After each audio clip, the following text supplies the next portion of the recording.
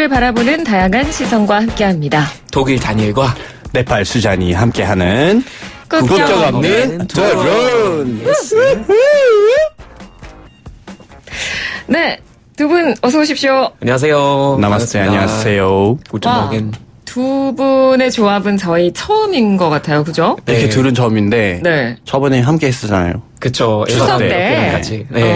근데 이렇게 두 분이 국경 없는 토론에 나오시는 건 처음이에요, 그죠? 맞아요. 우리 둘이 처음입니다. 같이 방송한 것도 진짜 오랜만인 것 같아요. 정말. 맞아요. 진짜 기회 주셔서 감사합니다. 보통 이태원에서만 자주 만나는 사이인데 방송에서 진짜 오랜만에 만났네요. 그러니까요. 그러니까 지난주에 저희가 럭키 에바 남매와 그렇죠. 네, 함께해서 굉장히 반응이 좋았고 두 분도 굉장히 좋아하시더라고요. 그래요? 둘이 잘 네. 맞더라고요. 그러니까. 근데 이 두 분도 사실 만만치 않게 굉장히 개인적으로 친분도 있으시고 네. 그렇잖아요. 저희는 뭐 수다 하니까 그냥 수다? 수기로 괜찮은데요? 왔습니다. 수다. 수다 형제로 해야겠다, 그러면. 괜찮네요? 좋지 않아요? 좋죠. 네. 그러면 이번 기회에 그냥 파트너를 한번 바꿔서. 좋아요. 저희가 개편은 따로 없지만, 네. 수다 형제 브로맨스를 기대해보죠. 괜찮아요. 추진해볼게요. 수다. 괜찮은데요. 네. 요즘 또 두 분이 굉장히 활발하게 활동하고 계시는 걸 저도 잘 지켜보고 있습니다. 그런가요? 그래요? 얼마 전에 우리 다니엘은 외교부에서 또 강연을 멋지게 하는 걸 제가 현장에서 봤고요. 깜짝 놀랐어요. 갑자기 PD님이 계셔서. 그래서 처음부터 계셨대요. 처음부터 얼마나 잘하나 지켜봤습니다. 근데 형 부담되지 않았어요? 딱 이렇게 봤을 때? 다행히도 끝나고 뵀었어요.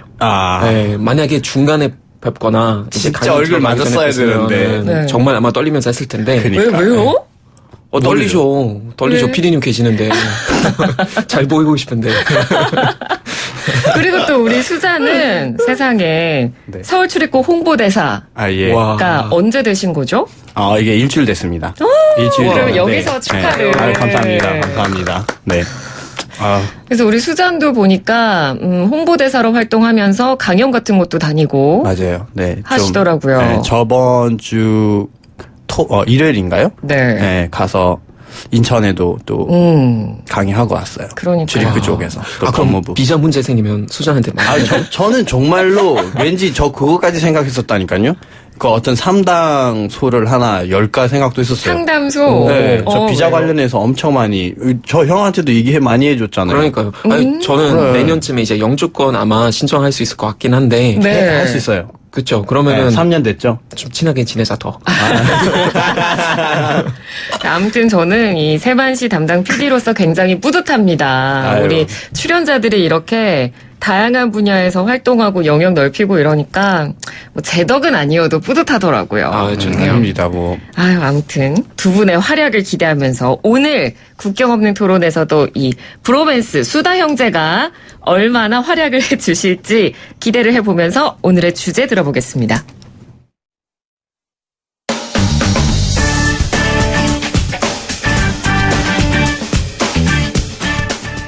가수 겸 배우 설리 씨의 극단적 선택 이후 우리 사회에서는 무차별적인 악성 댓글, 또 지나친 SNS 의존 문화를 성토하는 의견들이 쏟아져 나왔습니다. 방통위와 정치권에서도 관련법을 개정하겠다 나섰고요. 주요 외신에서도 이번 사태를 다루며 온라인 악성 댓글의 문제점을 지적하는 기사들을 쏟아냈습니다. 마녀 사냥식의 근거 없는 비방, 악성 댓글 문제는 어제 오늘만의 일은 아닙니다. 특히 SNS 영향력이 나날이 커지며 SNS 만능주의, 의존증 또한 근본적으로 돌아봐야 할 부분일 텐데요. SNS에 빠진 세상 문제는 없는가? 오늘 국경 없는 토론에서 이야기 나눠봅니다.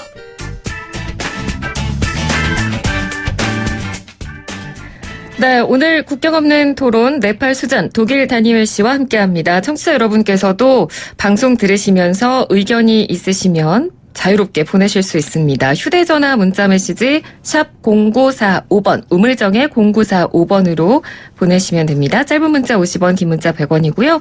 오늘은 유튜브 보이는 라디오로도 생방송 함께하실 수 있습니다. 유튜브에서 YTN 라디오 라이브 YTN 라디오, 보이는 라디오 검색하시면 저희 방송 모습 보시면서 댓글로 의견 주실 수 있습니다. 두 분도 나름 SNS를 활발히 하시죠? 네. 좀, 많이 네, 그렇죠. 올리고, 뭐, 이런 편이죠. SNS를 많이 쓰는 편인 것 같아요. 혹시 그러면 악플로 마음고생 하신 적 있으신가요? 있죠. 있죠. 네, 형이랑은 정말 저희가 이제 많이 만났을 때도 이런 얘기를 많이 해요. 형 어떻게 할까요? 막 이러면서 있잖아요. 개인 상담 같은 것도 받고 악플과 관련해서요? 네, 그런 것도 이분이 이렇게 말씀했어요. 형 이게 무슨 뜻일까요? 막 이런 식으로 이제 서로 이렇게 많이 맞아요. 얘기할 때가 있는 것 같아요. 좀 위로해주는 그런 건데, 네. 그러니까 저희는 뭐 사실 가끔씩 그런 거 들어오죠. 네, 들어오긴 가끔씩, 하는데, 네. 뭐 한국 분들한테도 가끔씩 들어오는데 사실 그렇게 엄청 많이 활발하게 들어오는 건 아닌데, 얼마 전에 저한테 어떤 호주 남자가 맞아요. 인스타에서 좀 네. 심하게 악플들 많이 달았어요. 근데 좀 되게 뜬금없었는데, 네. 그때 저도 약간 그날 조금 싸우는 무드라서, 네. 원래 저도 그냥 물론 다 보긴 하지만 무시하는데, 이번에 저도 약간 조금 약간 그날 따라서 싸우고 싶어서 저도 맞아요. 막 답글 이게 왜 보내고 막 생기는지 그랬었어요. 모르겠어요. 저희도 약간 얘가 그렇게 했으면 나도 해야지. 그러니까 나만의 그런 분노를 즐긴다고 해야 되나요? 네. 근데 이게 사람으로서 조금 그러니까 하지 말아야 되는 것인데 왠지 얘가 했으니까 나도 해야지 이러면서 맞아요. 약간 좀 그런 분노가 생긴 것 같아요. 맞아요. 가끔씩 좀 그냥 그거 자제하지 하는데 어쩔 때는 정말 약간 답글도 보내고 싶고 또 보내게 그럼요. 되는 그런 근데 경우도 그런 있어요. 거를 좀 즐기고 있는 우리가 더 약간 나쁜 것 같기도 하는데 맞아요. 하고 있는 자체가 정말 이해가 안 가요. 네. 그러면 그럴 때 서로 좀 위로하고 문제를 상담한다고 하셨잖아요. 네네. 그거 말고도 어떻게 보통 해결하는 편이세요? 그런 악플에 대해서? 제가 볼 때는 조금 마인드 컨트롤 해야 되는데 악플 언제 좀 안 좋은 영향 끼치냐면은 네. 제가 스스로 뭐 잘못했다고 생각했을 때 악플들이 달거나 나를 비판하는 사람들이 있을 때는 그건 약간 되게 찌르는 건데 네. 내가 스스로 잘못했다고 생각하지 않았을 때는 그냥 조금 그래도 거리를 두고 보는 것 같아요. 근데 좀 스스로 맞다 나도 좀 잘못했구나라고 생각했을 때는 이게 좀 많이 다가오는데 이럴 때는 뭐 정말 사과하든지 아니면 그냥 친구들하고 같이 풀고 얘기하고 아니면 운동이나 통해서 해야 되는데 그게 제일 맞는 것 같아요. 저도 뭐 마찬가지인 것 같아요. 뭐 제가 잘못됐거나 이럴 때는 실수할 수 있다고 해서 다시 뭐 제가 이제 미안하다고 해서 다시 그런 거는 맞는데 근데 어쩔 때는 진짜 편범하게 얘기를 한 것 같은데 거기에다가 이렇게 우리가 너무 세상스럽게 너무 크게 실수를 했던 것처럼 사람들이 이렇게 조금 뭐 악플 달 때가 있어요. 근데 네. 그럴 때는 형이 얘기한 대로 약간 그런 생각이 많이 들더라고요. 저 진짜 모르는 사람이 저에 대해서 그렇게 얘기할 권리는 없다고 생각을 하고 그리고 제가 쓸데없이 거기 그냥 뭐 물투하고 이 사람이 왜 그랬을까라고 거기다가 이제 엄청나게 생각할 필요도 없을 거라고 생각해요. 네. 뭐 예를 들어서 형이나 뭐 제가 좋아하는 사람들 또는 제가 사랑하는 사람들이 저한테 뭐라고 했으면은 내가 좀 문제가 있구나 이렇게 생각을 할 수가 있는데 근데 아예 저는 모르는 사람 또는 뭐 이름들도 막 이상하게 노는 사람들이 저에 대해서 뭐라고 하면은 굳이 뭐 그렇게 신경 쓸 필요 없다고 생각을 하고 그런 맞아요. 수행을 많이 하고 있는 것 같아요. 그러니까 특히 SNS에 그렇게 악플 다는 분들 보면 대부분 또 본인 계정을 비공개로 네, 올려놓는다거나 늘 또 그렇죠, 네, 보통. 본인을 네. 철저하게 숨기면서 악플을 다는 경우가 많습니다. 그러니까 방금 수잔 씨가 얘기해 주신 것처럼 뭐 충고와 비판은 사실 얼마든지 겸허하게 그렇죠. 받아들일 수 있죠. 그리고 네. 두 분도 공인이고 뭐 저도 언론인이지만 충분히 직업상 그렇게 비판을 받을 수밖에 없는 직업이긴 하지만 충고와 비판은 괜찮지만 저는 인신공격은 맞아요. 절대 하면 안 된다고 생각하는 부분 중에 하나인데 하지만 한국에는 그런 말도 있습니다. 무플보다는 그래도 악플이 낫지 않냐. 그렇죠. 약간 무플이 무슨 말인지 네, 아시죠? 네, 네, 네. 아예 댓글 자체가 네, 없는 없는 것. 거. 그러니까 악플 자체도 관심인 거다. 그래서 그만큼 뭐 연예인들이나 정치인들은 대중들이 뭐 어떤 식으로든 그게 악플이라고 한들 관심을 가져주는 게 좋은 거 아니냐라는 인식이 일부 있습니다. 그러니까 두 분이 보시기에 한국 내에서 특히 이런 공인이나 연예인들에 대한 댓글이나 악플 수준 어떤 것 같으세요? 저는 일단 연예인 자살이 유독 많은 나라라고 생각해요. 굉장히 많은 나라에 속하는 것 같은데 그런 면에서는 조금 문제가 있다고 생각하고요. 일단 자살까지 많이 이어지니까 그거는 정말 큰 화제라고 생각하고 네. 조금 문제 있지 않을까라는 생각이 들어요. 그러니까 좀 확실히 좀 많이 악플들 다는데 근데 다른 나라도 사실 그런 건 많기는 해요. 근데 그렇다고 해서 정말 어떤 연예인 특히 뭐 어떤 정치인도 아니고 그냥 연예 밖에서 이제 활동하는 사람들이 그것 때문에 자살까지 한다는 거는 좀 심각한 일인 네, 거라고 한국 와서 정말 많이 생각하죠. 놀랐어요. 그러니까 한국에서 이렇게 악플 때문에 스스로 목숨을 끊는 일까지 발생하는 건 한국의 경우가 좀 유독 많은 것 같다. 영화도 있잖아요. 소셜 포비아라는 영화가 있어요. 류승열이랑 변요한 씨 네. 나오는 그 영화 정말 보면 어느 정도 심각한지 알 수 있는 것 같아요. 예. 그리고 또 한국 같은 경우는 약간 그런 게 있어요. 우리도 이제 방송을 좀 하면서 이제 이렇게 그냥 나갈 때 사람들 우리한테 대할 때는 그렇게 나쁘게 하지 않거든요. 얼굴 보고선 전혀 그렇게 하지 전혀 않으시죠. 그런 경우가 되게 맞습니다. 많은 것 같아요. 되게 잘 보고 있습니다. 막 응원합니다. 이러면서 한마디 해주시는데 되게 좋거든요.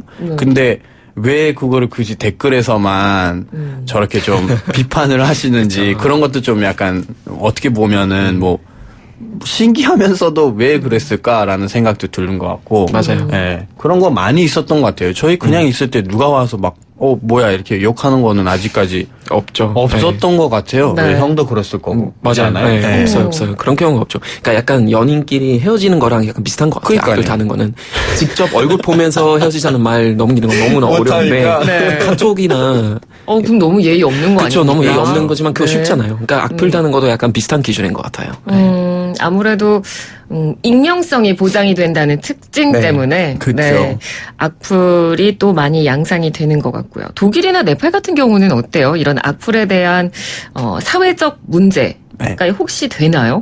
저는 네팔 같은 경우는 없을 거라고 생각했거든요. 네. 인터넷이 그렇게 잘 발달되지 않았고 뭐 도시나 이런 데에서는 조금 괜찮다고 생각했는데 근데 이번에 제가 이제 3개월 전에 네팔 갔다 왔는데 네. 그 중에서도 이제 제 친구가 유튜버거든요.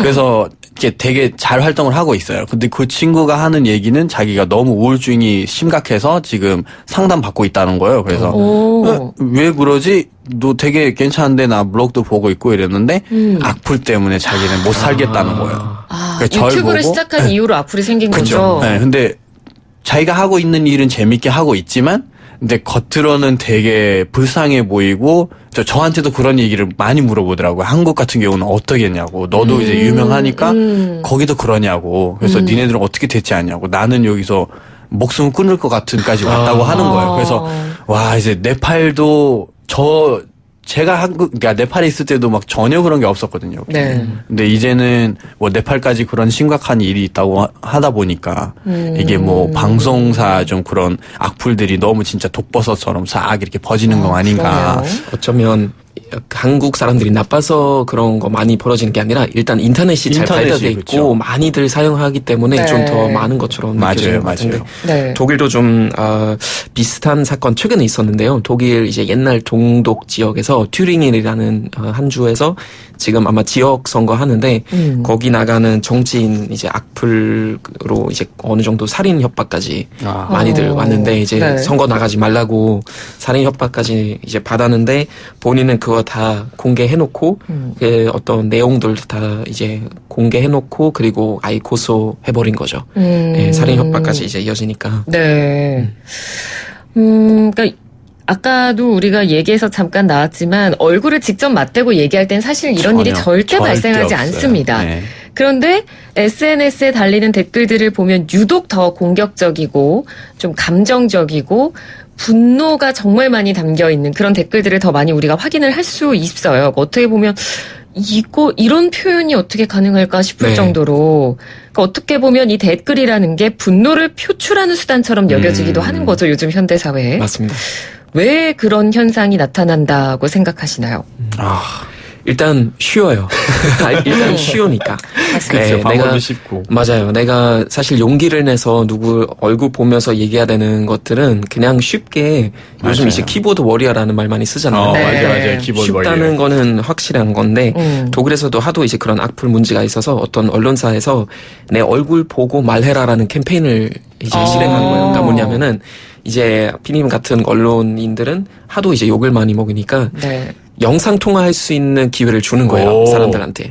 그러니까 직접 그거는- 말해라 이거예요? 네. 와. 그러니까 괜찮은데? 그거는 생중계로 아예 그냥 그러니까 생방으로 아예 다른 사람들도 준비하고 볼 수 있게끔. 맞아요. 네. 그래서 영상 통화하는데 웬걸 상대방이 너무나 예의 있게 정말 생산적인 비판만 하는 거예요. 아주 중립적으로 얘기하면서. 그러니까 그게 좀 인격을 다르겠다. 공격하지 않고. 그러니까 얼굴 보고 얘기하니까 욕이 안 나오더라고요. 그렇죠. 그래서 이런 캠페인 이제 요즘 괜찮은데? 어떤 언론사에서도 그런 비슷한 프로그램 하고 있지만 네. 좀 내 얼굴 보고 말해라라는 그런 캠페인도 한국에서 한번 하면 어떨까라는 생각이 들어요. 괜찮은 방법이네요. 처음부터 한번 시작할까요? 팬미팅 말고 얼굴 보고 얘기해라. 얼굴 보고 이야기합시다라는 괜찮은데? 주제로. 내가 무서워. 괜찮아요. 내가 무서워. 저도 약간 생중계도 무서워졌는데 혹시 만약에 혹시라도. 이런 강이 열리면 오히려 더 무서워지는 게 맞아요. 그럴 수도 있어요. 그런 생각이 들 것 같기도 하고요. 자, 오늘 뭐 SNS의 과도한 의존도 그리고 악플에 관련돼서 저희가 주제로 선정해놓고 국경 없는 토론 두 분과 진행을 하고 있습니다. 저희 노래 한 곡 듣고 계속 이야기를 이어가 볼 텐데요. 오늘 노래는 또 오랜만에 다니엘 씨가 선곡을 해주셨어요. 네. 바로 아리타 프랭클린의 Respect라는 노래요. 어떤 곡이죠?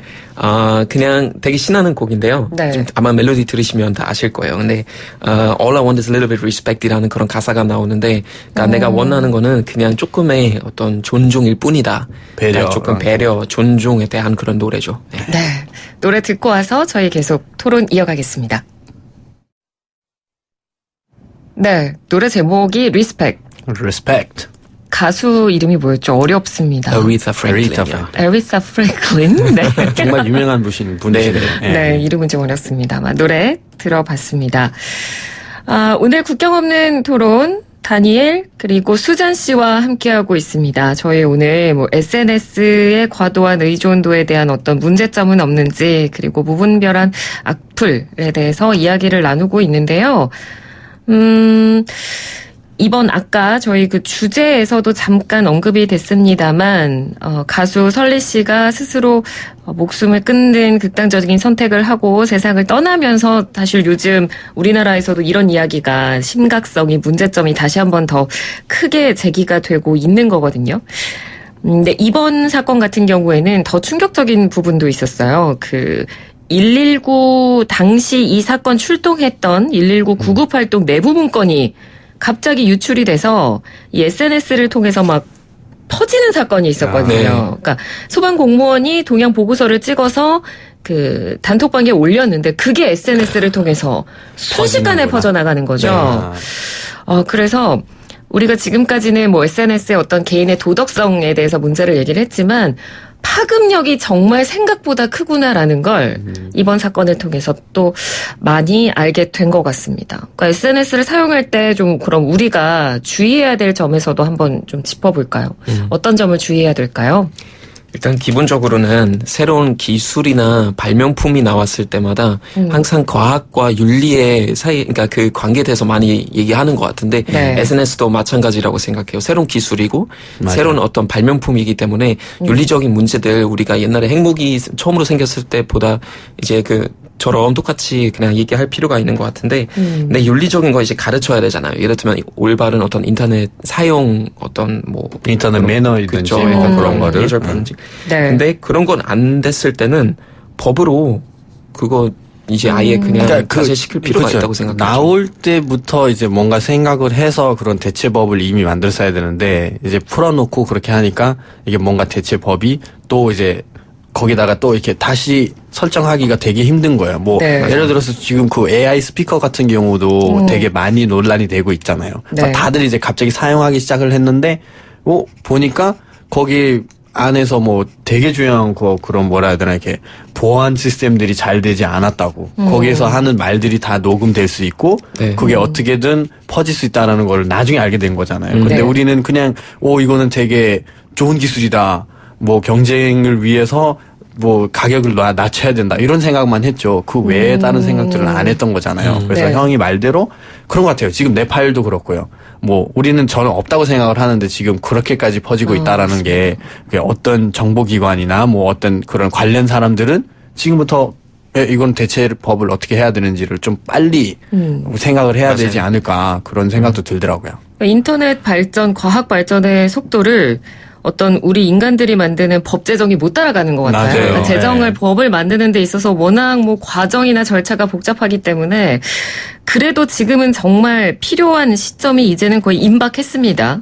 그래서 법제도 관련돼서 저희가 좀 이야기를 더 해보면 인터넷 준실명제를 도입해야 한다는 목소리가 요즘 좀 거세게 나오고 있어요. 네. 그러니까 현행법상으로는 모욕죄, 명예훼손 정도가 가능한 건데 이것도 처벌 수준이 너무 낮다. 네. 그런 의견이 있습니다. 어떻게 생각하시나요? 저도 똑같이 생각하는데 이제 어떤 사람들은 표현의 자유 뭐 침해된다고 그렇죠. 얘기하는데 저는 그거 아니라고 봐요. 왜냐면은 뭐 투표권이나 언론의 자유 그것 때문에 제한되는 것도 아니고 인터넷이나 SNS 그 생기기 전에 우리 표현의 자유 없었어요? 그런 것도 아니잖아요. 그러니까 네. 그거는 어느 정도 표현의 자유가 당연히 뭐 어느 정도 보장돼 있어야 되지만 남에게 어느 정도 피해를 주거나 그것 때문에 자살하거나 이제 피해 입은 사람들이 있으면 그건 안 되는 거잖아요. 네. 근데 독일에서 요즘은 그런 것도 좀 제한하더라고요. 예를 들면 운전하다가 네. 이제 욕을 할 수 있는데 뭐 말로 욕하거나 이제 중지를 보여주는 행위 있잖아요. 그런 것까지 지금 요즘 처벌해요. 네, 그러니까 운전하다가 비슷해요. 네, 오염까지 해도 뭐 택시 안에서 진짜 맞아요. 이게 그런 거 하면 다 명예훼손이 그거 다 되고, 모욕죄예요. 그렇죠. 다 맞아요. 모욕죄고 명예훼손이기 때문에 그런 건 똑같이 처벌하는데 그러면은 인터넷에서 똑같이 어떤 악플 남기거나 모욕죄 있으면은 당연히 처벌해야죠. 네. 저도 당연히 해야 된다고 생각을 합니다. 네팔은 아직 그런 관련 법들이 어떤가요? 마련이 아직 안 돼 있죠? 전혀 없습니다. 저는 정말로 이게 없을 거라고 생각을 했는데 근데 네. 이제 제가 그렇게 어렸을 때부터 알고 지냈던 친구가 그렇게까지 얘기를 해버리니까 저는 와 이게 심각하구나 그런 생각까지 했었죠. 네. 다른 나라의 사례를 제가 좀 더 설명을 해드릴게요. 중국 같은 경우는요, 2013년부터 온라인 명예훼손에 대해서 형법상 비방죄를 적용해서 엄격히 처벌을 해오고 있습니다. 네. 그러니까 2013년 12월에 한 인터넷 영상에서 옷가게 도둑으로 지목받은 고등학생이 신상털이와 악플에 시달리다가 결국 자살한 사건이 있었는데 이 사건을 계기로 중국에서는 이런 법이 만들어졌다고 하고요.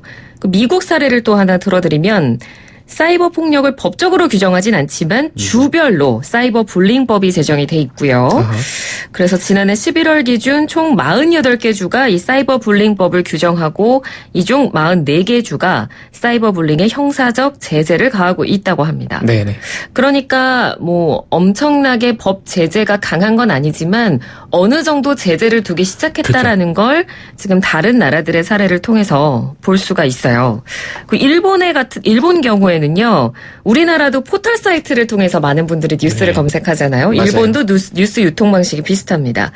근데 너무 우리나라와 비슷하게 악플이나 비방이 너무 심해지니까 정부가 인터넷 제공자 책임 제한법이라는 걸 제정해서 악플로 인한 명예훼손이 발생하면 이에 대한 책임을 포털 사이트도 지게 하도록 하는 거죠.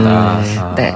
이 부분에 대해서는 어떻게 그건 생각하세요? 나쁘지 않다고 생각해요. 네. 왜냐면 요즘은 그 포털 사이트에서 진짜 온라인으로 보시면은 그 기사들이 나오는 것들이 한두 개가 아니라 정말 많잖아요. 언론사도 그만큼 많고요. 그리고 또 온라인 속에서는 정말로 기사 하나만 낼 때도 진짜로 그러니까 그 같은 기사이지만 타이틀이 살짝 이렇게 바꿔서 좀 자극적으로 만들어서 내보내는 게 더 많더라고요. 네. 그래서 그러다 보니까 자기네들은 뭐 통보했다 끝 이런 게 아니라 자기까지 책임을 져야 된다고 하니까 그게 더 좋은 것 같아요. 제가 봤을 맞아요. 때는. 그 한국 포털 사이트도 보면 이제 어떤 기사에서 좀 심한 악플들이 달렸을 때는 그것도 삭제하더라고요. 그러니까 그건 어느 정도 위반했다는 그런 이유로 삭제됐다고 이렇게 네. 또 이제 어느 정도 메시지 뜨니까 그거 좋은 것 같고 네.